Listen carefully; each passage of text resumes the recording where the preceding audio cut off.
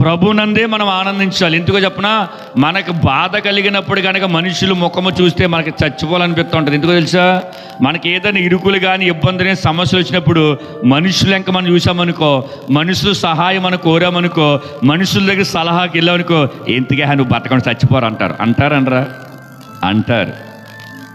కానీ దేవుడి వాక్యములో కనుక మనం ముఖము పెట్టి దేవుడి వైపు మనం చూడగలిగితే ఏమంటాడు తెలుసా, దేవుడు ఏమంటాడు తెలుసా, నిన్ను నడిపించడానికి నేను శక్తివంతుడిని. దేవునికి స్తోత్రం. మన సమస్యను పరిష్కరించగలిగే సమర్థుడైన దేవునికి స్తోత్రం. మనుషులకి సామర్థ్యత శక్తి లేక చచ్చిపోరు, నువ్వు చచ్చిపోతేనే నీ బాధలు పోతాయని అంటారు చాలామంది.